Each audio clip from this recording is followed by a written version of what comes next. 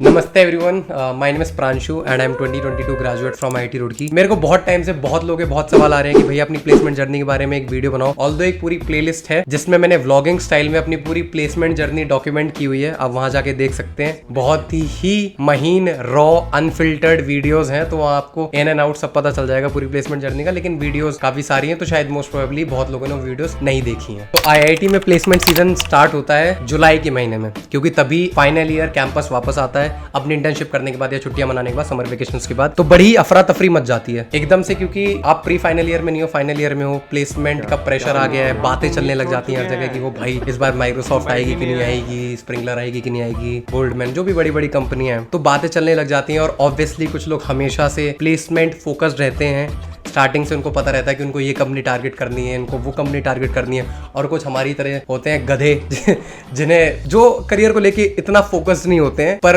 कान तो हमारे भी है, तो हमें भी सुनाई देती चीजें, हो ये बातें हो रही हैं, वो बातें हो रही हैं। तो कुल मिला के जुलाई से ही माहौल बनना चालू हो जाता है और एक बहुत बड़ा मोमेंटम होता है, क्योंकि 100 में से 90% of the people are preparing for placements. और करना भी चाहिए, क्योंकि अगर आपके पास और कोई बहुत स्ट्रॉन्ग रीजन नहीं है प्लेसमेंट में बैठने का, तो प्लेसमेंट में बैठ जाइए। उसके बाद आप सोचिए। हर किसी की यही साइकोलॉजी होती है प्लेसमेंट्स के टाइम पे। आईआईटीज एनआईटीज में मुझे लगता है सिमिलर ही सिनेरियो चलता है। और जुलाई से ही मेल आने लग जाते हैं हम लोगों की ऑफिशियल कॉलेज आईडी पे कि आप अपना रिज्यूमे वेरीफाई कराइए, क्योंकि जुलाई और अगस्त के महीने में आपका रिज्यूमे वेरीफाई होता है। तो उस टाइम में हम लोग रिज्यूमे बना रहे होते हैं और अपने सीनियर से बात कर रहे होते हैं कि सर आपने क्या डाला था इसमें, मैं नॉन टेक में देख रहा हूँ, मैं क्या डालूं। तो वो सारी बातें चल रही होती हैं। आप अपने सीनियर्स को कॉन्टैक्ट करते हो, सीनियर्स के सीनियर्स को कॉन्टैक्ट करते हो, बेसिकली जो उस कंपनी में काम कर रहे हो उसको भी कॉन्टैक्ट कर लेते हो। मतलब ये नहीं बोल रहा कि वो कुछ बता देगा आपको, उनके पास खुद नहीं होते सवाल, पर हाँ आप कांटेक्ट करने की कोशिश करते हो कि शायद कुछ मिल जाए, कुछ इंटरनल इन्फॉर्मेशन मिल जाए। और उससे ये भी पता चल जाता है कि किस तरीके से अब इस कंपनी के लिए प्रोसीड करना है। तो ऑल इन ऑल एक अच्छा गाइडेंस मिल जाता है सीनियर से बेसिकली। तो रेज्यूमे अलग अलग प्रोफाइल के लिए अलग अलग रेज्यूमे बनाते हैं, और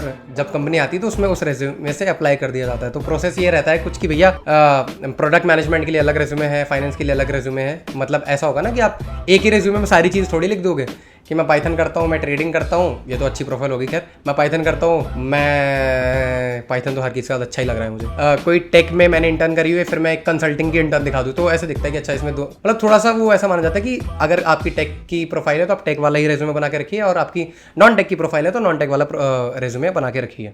यही एडवाइजेबल होता है, और कंपनी भी इस हिसाब से फिल्टर वगैरह लगाती है। तो रेज्यूमे में आप अपनी स्किल्स डालते हैं, आप अपनी इंटर्नशिप डालते हैं। आप किसी क्लब के अगर सेक्रेटरी हैं, जो कि को करिकुलर एक्टिविटीज़ के बहुत सारे, जैसे डांस क्लब हो गया, सिंगिंग क्लब हो गया, स्टैंड अप क्लब हो गया, बहुत सारी चीज़ हो गई, वो भी आप उसमें शोकेस करना चाहते हैं कि हाँ यार मेरे पास कम्युनिकेशन स्किल है, मेरे पास, मैं फनी हूँ, भले ही मुझे कोडिंग नहीं आती, कोड नहीं कर पाऊंगा लेकिन हंसाऊंगा बहुत ऑफिस में पता नहीं मुझे क्यों डालते हैं, बट हाँ ये चीज़ें भी डाली जाती हैं। हमारे रेज्यूमे में एक अलग से ऑप्शन होता है ये चीज़ें डालने का। रेज्यूमे के लिए भी एक सॉफ्टवेयर होता है ऑलरेडी प्रोवाइडेड हमें कॉलेज वालों को, उसमें हम अपनी डिटेल डालते हैं और एक टिपिकल फॉर्मेट होता है रेज्यूमे का, जिससे हमारा रेज्यूमे बन के आ जाता है। अब रेज्यूमे में तो भाई इंसान कुछ भी डाल देगा। एक सेल होता है प्लेसमेंट एंड इंटर्नशिप सेल, जो कि कॉलेज के बच्चे होते हैं और उसमें एक दो प्रोफेसर इन्वॉल्व होते हैं। उनका काम होता है वेरीफाई करना। क्यों?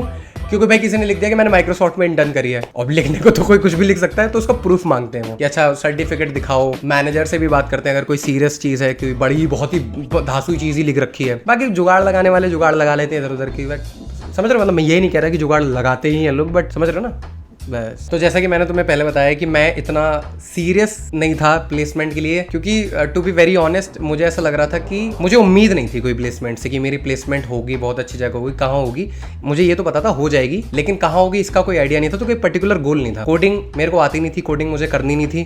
मैं फाइनेंस पढ़ रहा था बहुत पहले से, CFA मैंने क्लियर किया हुआ था, मेरी फाइनेंस में एक इंटर्न थी, मैं ट्रेडिंग कर रहा था 2.5 साल से। तो मोर और लेस फाइनेंस स्पेसिफिक डोमेन था मेरा, लेकिन मैं आर्किटेक्चर बैकग्राउंड से हूँ या फिर मैं नॉन सर्किटल ब्रांच से हूँ। देखो ऐसा होता है कि जब आप आईआईटी में होते हो तो दो ही ग्रुप हैं, सर्किटल, CS इलेक्ट्रिकल EC, और उसके बाद मैकेनिकल से लेके पॉलीमर तक एक चीज है, और फिर आर्किटेक्चर और अदर 5 ईयर कोर्स वो दूसरी चीज है। मोस्टली जो कंपनी है, जो फाइनेंस की कंपनी है, जो क्वांट की कंपनी है, जो बड़ी बड़ी कंपनी है, जो ट्रेडिंग कंपनी है, HFT हाई फ्रीक्वेंसी ट्रेडिंग वाली कंपनी है, उन लोगों के लिए खुलती है। क्यों? क्योंकि उन्होंने पहले प्रूफ किया हुआ है, उनकी रैंक बहुत अच्छी आई है, वो पढ़ने में बहुत तेज है, उनका क्वांट अच्छा है। तो इस बेसिस पे शायद जो भी फिल्टर लगाते हो, बट यही सोचते हैं वो कि ये बच्चे ज्यादा अच्छे हैं तो इसलिए इनको ले लेते हैं, इनको प्रेफर करते हैं, वरना कौन 1000 बच्चों में से छाटेगा। ठीक है, तो ऐसा सीन रहता है। तो मेरे को जुलाई के महीने में रेज्यूमे वेरीफाई कराने के बाद, मतलब अगस्त के महीने में ये पता चला कि भाई आर्किटेक्चर वालों के लिए फाइनेंस की कंपनी खुलती नहीं है, कोडिंग हमें आती नहीं है। तो बची कुछ गिनी चुनी 3-4 प्रोफाइल, जैसे कि तो प्रोडक्ट मैनेजमेंट बना, जो कि बहुत जनरल रोल है, प्रोडक्ट एनालिस्ट और बिजनेस एनालिस्ट, कंसल्टिंग, ये सारी चीजें बची जिसमें कोडिंग की नॉलेज नहीं रिक्वायर्ड है। आपकी क्रिटिकल एनालिसिस कितनी अच्छी है, आप किसी का रूट कॉज एनालिसिस कितना अच्छा कर सकते हो, आपकी कम्युनिकेशन स्किल्स कितनी अच्छी है, आप कैसे अपने आइडिया को सामने पोर्ट्रे कर रहे हो और आप किसी भी प्रॉब्लम को कैसे सॉल्व कर रहे हो और उसको कैसे प्रायोरिटाइज कर रहे हो। बेसिकली ये चीजें देखी जाती हैं कि बंदा कितना सिस्टमैटिक तरीके से किसी प्रॉब्लम को अप्रोच कर रहा है और उसको सॉल्व कर रहा है, जितना मुझे समझ में आया। तो अब इन सारी कंपनीज के इंटरव्यू तक पहुंचने के लिए भी एक प्रोसेस होता है जो मैं आपको बताता हूं। आपको पहले उस कंपनी में अप्लाई करना है, वो फिर आपको टेस्ट का लिंक भेजेंगी, मतलब लिंक आता है पहले टेस्ट का। उसमें भी एक बैरियर है, उसमें या तो वो आपको ब्रांच के बेसिस पे आपको हटा देंगे अगर आप आर्किटेक्चर के हो। देखो आर्किटेक्चर के लिए बहुत कम कंपनीज खुलती हैं क्योंकि अपेरेंटली, शायद मुझे ऐसा लगता है, मुझे पता नहीं, बट HR को या उनके जो कंपनी मैनेजमेंट है उनको ये लगता है कि आर्किटेक्चर वाले बच्चे जेई एडवांस देके नहीं आते हैं, जो कि बिल्कुल गलत है। आपको IIT जेई मेंस क्लियर करना होता है, जेई एडवांस क्लियर करना होता है और रैंक बिगाड़नी होती है, उसके बाद AAT देना होता है, तब जाके आपको आर्किटेक्चर प्राप्त होता है कॉलेज में। तो बहुत लंबा प्रोसेस है। और अब मुझे समझ में आ गया था कि मेरा कोडिंग वोडिंग में कुछ होने वाला है नहीं और मेरे लिए कंपनी ऑलरेडी बहुत कम खुल रही है। और IIT में एक और सीन होता है कि अगर IIT में या और भी टेक्निकल कॉलेजेस जो हैं, तो अगर 100 कंपनी आपके कॉलेज में आ रही है तो 80% ऑफ द कंपनी, 80-85% ये मान लो, वो टेक्निकल रोल के लिए आती है। 15 से 20% जो कंपनी है वो नॉन टेक्निकल रोल के लिए आती है। टेक्निकल में वही आपका सॉफ्टवेयर डेवलपमेंट और नॉन टेक्निकल में ये product consulting, business analyst, trading, ये सब आ जाता है। ट्रेडिंग में भी मैनुअल ट्रेडिंग, HFT ट्रेडिंग नहीं, HFT ट्रेडिंग की बात नहीं कर रहा हूं मैं इस टाइम पे। गिने चुने, मुझे बहुत अच्छे से याद है, पूरे प्लेसमेंट सीजन में मुझे सिर्फ 14 टेस्ट देने को मिले थे, सिर्फ 14 ही टेस्ट देने को मिले थे मुझे, बीइंग एन आर्किटेक्चर स्टूडेंट। और एक और चीज, मेरी CG भी 7 से कम थी। ठीक है, तो CG का भी बैरियर लगता है, पहले ब्रांच का बैरियर फिर CG का बैरियर। तो CG भी 7 से कम थी, 6.9 या 6.8 CGP थी, तो सिर्फ मुझे 14 टेस्ट देने को मिले थे। उसमें से मेरी 9 शॉर्टलिस्ट आ गई थी, 14 में से 9 में मैंने शॉर्टलिस्ट निकाल ली थी। अब होता ऐसा है कि जो टेस्ट हैं वो होते हैं सितंबर, अक्टूबर, नवंबर और दिसंबर में भी, और जो इंटरव्यू आपके चालू होते हैं वो चालू होते हैं 1 दिसंबर से, डे 1, फिर डे 2, दिसंबर 2, दिसंबर 3, ऐसे 15 दिसंबर तक, डे 15 तक, मतलब दिस इज द सीरीज। वो बोला जाता है कि वो डे 1 पे हो गया, किसी का तो बहुत हुआ हो जाता है, फिर डे 2, फिर डे 3, और जैसे जैसे आपका आगे बढ़ता जाता है सीन, दिन आगे बढ़ता जाता है, जो पैकेज है वो रिलेटिवली कम होता जाता है। जैसे डे 0 भी एक चीज होती है जहाँ पे फॉरेन की कंपनीज आती है, जो आपने सुना होगा ना, करोड़ वरोड़ का पैकेज देते हैं, तो वो डे 0 होता है। उसमें हाई फ्रीक्वेंसी ट्रेडिंग वाली कंपनी आती है, गोल्डमैन सैक्स और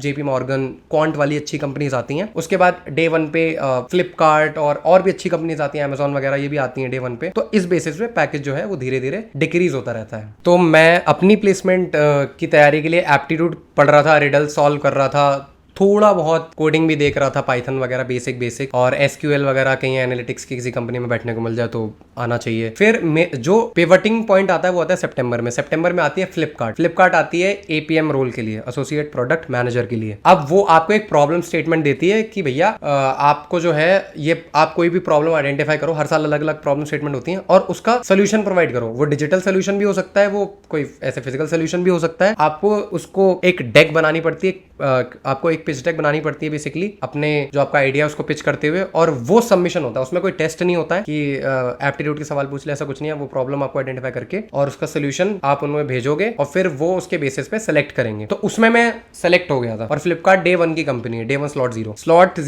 स्लॉट का मतलब ये है कि हर दिन अलग अलग स्लॉट डिवाइडेड होते हैं, स्लॉट 0, 1, 2, 3, ऐसे 3-4 स्लॉट होते हैं। तो जो इंटरव्यू का प्रोसेस है वो 24 घंटे चलता है। ऐसा नहीं कि सुबह 9 से 5 बजे तक इंटरव्यू होंगे, नहीं, सुबह 6 बजे से लेके इंटरव्यू चालू होते हैं। फिर डे 1, डे 2, डे 3, डे 4, कभी भी किसी का भी टाइम इंटरव्यू कुछ भी हो सकता है। तो बहुत ही भसड़ वाली सिचुएशन आ जाती है। वो इंटरव्यू वाली चीज़ है, वो मैं आपको बाद में बताऊंगा। अब मेरे को तब तक ना प्रोडक्ट का भी इतना खास कुछ नॉलेज थी नहीं, तो मैं 5 ईयर कोर्स में हूँ। तो मेरे जो 4 ईयर कोर्स वाले दोस्त थे वो पहले ग्रेजुएट हो गए थे 1 साल पहले, और जो प्रोडक्ट रोल में थे, प्लेस्ड थे, उन्होंने मेरी बहुत हेल्प करी। उन्होंने मेरे को समझाया कि प्रोडक्ट मैनेजमेंट होता क्या है, करते क्या है, डेक कैसे बनानी है, प्रॉब्लम कैसे आइडेंटिफाई करके कैसे उसका सोल्यूशन देना है। इस चीज़ में इंटरव्यू बहुत इंपॉर्टेंट होता है। आपकी इंटरव्यू की प्रैक्टिस बहुत अच्छी होनी चाहिए, तभी आप इंटरव्यू क्लियर कर पाओगे। फ्लिपकार्ट जैसी कंपनी में 4 या 5 इंटरव्यू होते हैं, उसके बाद वो आपको सेलेक्ट करते हैं। तो यहाँ से मेरी प्रोडक्ट वाली कहानी स्टार्ट हो गई। और उसके बाद जो भी प्रोडक्ट के टेस्ट होते थे, जैसे पहले एप्टीट्यूड टेस्ट होता था, उसके बाद फिर वो कोई प्रॉब्लम देते थे, हमें उसका सोल्यूशन देना होता था, सब्जेक्टिव पेपर होता था, एक्सप्लेन करके देना पड़ता था। तो उसमें मेरी बहुत हेल्प हुई इस चीज से। तो मैंने प्रोडक्ट की जो मेरे लिए कंपनी खुली, 1 2 3 4 कंपनी खुली थी, चारों में मेरा शॉर्टलिस्ट एक में नहीं आया था, चारों में मेरा शॉर्टलिस्ट आ गया था। 5 खुली थी, 4 में मेरा शॉर्टलिस्ट आ गया था। और मैं इंटरव्यू की भी प्रैक्टिस कर रहा था अपने दोस्तों के साथ, अपने बैचमेट्स के साथ, एक जो शॉर्टलिस्ट हो गए थे फ्लिपकार्ट में, उन लोगों के साथ भी प्रैक्टिस कर रहा था। तो इससे मेरी प्रोडक्ट की जो प्रिपरेशन है वो काफ़ी अच्छी हो गई। देखो अभी तो ये बोलने में बहुत आसान लग रहा है, अब तो खैर काफ़ी आगे भी आ गए हैं लाइफ में, पर उस टाइम पे भाई हाथ पैर फूलने लग जाते थे। अक्टूबर का महीना चल रहा था, बाकी सारी ब्रांचेस के लिए कुछ कंपनी खुल रही हैं, लोग शॉर्टलिस्ट हो रहे हैं, यहाँ पे एक शॉर्टलिस्ट नहीं आ रही है। बहुत ही टेंशन, बहुत ही टर्मोइल, बहुत ही ट्रॉमा वाला फेस था। तो मैंने उस टाइम पे क्या किया था भैया, मैं तो व्लॉगिंग करने लग गया था। मुझे लग रहा था प्लेसमेंट होगी नहीं होगी पता नहीं, व्लॉगिंग करूंगा तो एक मेमोरी तो बन जाएगी। मतलब मैं फिर ऐसे फेज में चला गया था। ऑल्दो मैं दिन भर पढ़ता था, हर दिन मैं एक मॉक इंटरव्यू देता था, जिससे मेरी कम्युनिकेशन स्किल्स बहुत अच्छी हो गई थी, जिससे मैं बहुत अच्छे से एक्सप्लेन कर पाया अपने इंटरव्यू वर्क को कि मैं क्या बताना चाहता हूँ उसे। वो एक बात है, लेकिन बहुत प्रेशर आता है और पूरा मोमेंटम एक साइड जा रहा होता है ना। हर कोई जॉब जॉब जॉब जॉब कर रहा होता है, हर टाइम पे यही होता है भाई, हर टाइम पे यही होता है कि नोटिफिकेशन है, ओ भाई ये कंपनी खुल गई, चलो पेपर देने चलते हैं। कभी भी किसी भी टाइम आपके पास टेस्ट का लिंक आ सकता है। ऑल्दो प्लेसमेंट सेल बहुत वेल ऑर्गेनाइज्ड है, वो सब ऑर्गेनाइज करके रखता है, वो बहुत मेहनत करते हैं। लेकिन जब 4 कंपनी आ गई तो ऐसा होता है कि किसी का टेस्ट हुआ दोपहर को 2 बजे, फिर शाम को 4 बजे, फिर रात को 8 बजे, फिर सुबह 1 बजे, क्योंकि वो स्लॉट भी ऐसे डिवाइड होते हैं और सबको अकोमोडेट भी करना होता है। तो बहुत ही ऐसे नींद वींद जो है वो बहुत, कभी भी आप सो रहे हो, कभी भी आप उठ रहे हो, तो बहुत मतलब ऐसे बहुत ही होता तो बढ़िया टाइम यार। मतलब वो भी बहुत मेहनत का टाइम होता है, तो अच्छा लगता है। लेकिन उस टाइम पे बहुत स्ट्रेस भी हो जाती है उस चीज़ से। सितंबर अक्टूबर में इतनी ज़्यादा कंपनीज नहीं आती, और आती होंगी तो लोअर ब्रांचेस के लिए इतनी खुलती नहीं है, कम सीजी वालों के लिए इतनी खुलती नहीं है। तो सितंबर अक्टूबर ऐसी निकल जाती है। इतना हेक्टिक हमारे लिए नहीं होता। हम पढ़ाई पे जो भी पढ़ रहे होते हैं, वैसे तब तो क्या ही पढ़ेंगे, पूरी 4 साल नहीं पढ़े, 5 साल नहीं पढ़े, तो तब कुछ कुछ अपना कर रहे होते हैं, कुछ तैयारी में लगे होते हैं। जैसे नवंबर आता है एकदम से माहौल ऐसा बदलता है कि अब हमारे लिए कंपनी खुलने लग गई, अब हम रिजेक्ट होने लग गए हैं कंपनियों में। पहले तो हमारे लिए कंपनी नहीं खुल रही, तो हमें लग रहा था यार खुल जाएगी तो हमारा तो हो ही जाएगा। लेकिन जब खुल रही है, टेस्ट दे रहे हो, तब रिजेक्ट हो रहे हो, तब तुम्हें समझ में आ रहा है ओ भाई ये तो बहुत टफ है, ये तो बहुत टफ है, ये तो मतलब सेल्फ डाउट आने लग जाता है बहुत सारा। मतलब लोग बहुत परेशान हो जाते हैं। और उस टाइम पे जो आपकी जो संगत है वो बहुत इंपॉर्टेंट है कि आप किन लोगों के साथ हो। वो पॉजिटिव माइंडसेट रहना बहुत जरूरी है प्लेसमेंट में, जो मुझे लगता है, मतलब जिसने मुझे बहुत हेल्प करी। तो नवंबर के महीने में बहुत सारी कंपनी आ रही थी और मैं टेस्ट दे रहा था लगातार। वैसे दिए तो मैंने 14 टेस्ट दिए, बट वो 14 के 14 में से 13 मैंने नवंबर में दिए हैं। अक्टूबर में जो 1-2 टेस्ट दिए थे उसमें फिर बाद में पता चला उन लोगों ने आर्किटेक्चर ब्रांच को भारी कर दिया है, बस टेस्ट देने को दे दिया, लेकिन वैसे उसका कुछ आगे प्रोसेस नहीं किया उस चीज़ को। तो नवंबर में टेस्ट दिए, शॉर्ट लिस्ट भी आ रही थी, कभी सो रहे हैं कभी उठ रहे हैं, इंटरव्यू की भी तैयारी चल रही है, और जूनियर्स लगे रहते हैं हमेशा, ऑल द टाइम साथ रहते हैं पूरे टाइम। मतलब जैसे कोई भी आपको रिक्वायरमेंट हो, जैसे हमारा तो ऑनलाइन हुआ, 2021 की बात कर रहा हूँ मैं, हमारे टाइम पे तो ऑनलाइन हुई थी प्लेसमेंट, कुछ ऑफलाइन में जाके टेस्ट देने पड़ते थे। तो जूनियर खड़े रहते थे कि आपको अगर कोई रेज्यूमे चाहिए तो भाई वो रेज्यूमे लेके आ गया प्रोडक्ट वाला, या बंदा अगर लाइब्रेरी में बैठ के पढ़ रहा है उसका फिर उसके बाद इंटरव्यू लगाया, या कोई टेस्ट है तो रोल लेके कोई पहुंच गया। तो ये पूरा इकोसिस्टम जो है आईआईटी का, ये बहुत बढ़िया है कि सब हैंड टू हैंड चलते हैं, और जूनियर्स के लिए भी बहुत अच्छा हो जाता है, उनको भी एक एक्सपीरियंस मिल जाता है। जैसे मैंने अपनी सीनियर्स के लिए किया था, जब ऑफलाइन प्लेसमेंट हो रही थी तो वो प्लेसमेंट सेल में जाके इंटरव्यू दे रहे थे कोट वोट पहन के, तो मैं शर्टें ले जाता था अलग अलग टाइप की, जैसे कि, या फिर रेज्यूमे ले जाता था, प्रिंट करा के ले जाता था, कभी कोई डॉक्यूमेंट्स चाहिए होते तो वो ले जाता था, खाना वाना ले जाता था। मेरे को भी तब तक थोड़ा बहुत समझ में आ गया था कि ऐसा ऐसा होता है, और ये इससे ही जूनियर्स भी थोड़ा ट्रेन हो जाते हैं कि ऐसी ऐसी चीज़ें होती हैं प्लेसमेंट सीजन में। ऑफलाइन में, ऑनलाइन में तो ऑनलाइन ही होता है, वैसे अब तो ऑनलाइन ही इंटरव्यू होने लग गए हैं, पर ऑफलाइन में ऐसा होता था। जैसे तैसे हम नवंबर के 20-25 दिन निकालते हैं, और मुझे अभी भी याद है कि 28 नवंबर वो डेट थी, क्योंकि उसके 2 दिन बाद डे 0 था और 1 दिसंबर को डे 1 पे मेरे फ्लिपकार्ट का इंटरव्यू था, और भी कंपनीज का इंटरव्यू था। 28 नवंबर को मैं एक मॉक इंटरव्यू में बैठा था, मेरा मेंटोर ले रहा था मॉक इंटरव्यू, और भाई साहब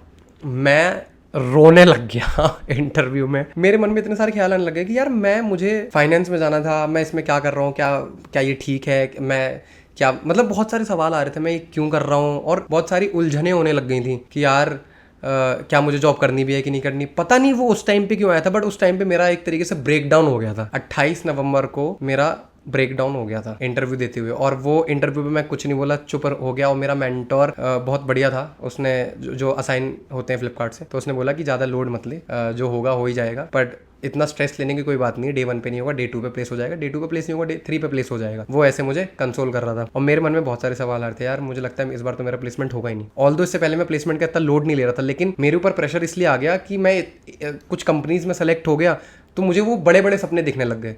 मैंने कभी ऐसा सोचा नहीं था कि भाई कोई बहुत बड़ी कंपनी मेरे को शॉर्टलिस्ट करेगी। मैं अपना सोच रहा था कि भाई यही 10-12 लाख वाली जो कंपनी है ये मेरे को शॉर्टलिस्ट कर लेंगे और इसमें तो मेरा हो ही जाएगा। मैं ऐसा सोच के बैठा था कि जब अच्छे बच्चे प्लेस हो जाएंगे उसके बाद मैं भी अपना डे 5 डे 6 तक डे 7 तक प्लेस हो जाऊंगा, बट थोड़ा लेट होगा प्लेस। लेकिन जब मेरी डे 1 पे 4 शॉर्टलिस्ट आ गई तो मैं भी प्रेशर लेने लगा कि यार शिट यार, मतलब फिर ऐसा लगने लगा यार अगर शॉर्टलिस्ट आ रही तो मतलब कुछ तो है हमारे अंदर, तो हम मतलब कर भी सकते हैं, लेकिन हम कर नहीं पा रहे हैं। तो उस चीज़ का एडिशनल प्रेशर हो गया था। तो ये दिन मुझे इसलिए अभी भी याद है। तो जब डे 1 पे मैं इंटरव्यू देने गया, जब मैं इंटरव्यू दे रहा था तो मेरे मन में एक चीज़ थी कि भाई ठीक है, अपना कहीं ना कहीं तो हो ही जाएगा, इतना टेंशन लेने की ज़रूरत नहीं है। मैं इंटरव्यू काफ़ी ही फकलेस होके दे रहा था, और काफ़ी मतलब फकलेस तो नहीं कहूँगा, बट काफ़ी इतना स्ट्रेस नहीं ले रहा था। और ऐसे ही मैंने इंटरव्यू दिए अपने, और मेरा डे 1 पे ही प्लेसमेंट हो गया। और इंटरव्यू के दिन क्या हुआ और मैं कितनी कंपनी में रिजेक्ट होके कौन सी कंपनी में प्लेस हुआ, और वो पूरी कहानी मैं आपको बताऊंगा अगली वीडियो में, क्योंकि ये वीडियो बहुत लंबी हो गई है। तो please subscribe to my channel. और बहुत टाइम से बहुत लोग बोल रहे थे यार कि तुम अपनी जर्नी नहीं बताते, ये नहीं बताते। तो अब भाई जिसके जितने भी सवाल हैं यहाँ पे लिख दो कमेंट सेक्शन में, मैं सब पे एक एक वीडियो बना के खटखट अपलोड कर दूंगा, सारे क्वेश्चंस एक बार में सब आंसर कर दूंगा, ठीक है। चलो, थैंक यू, बाय बाय।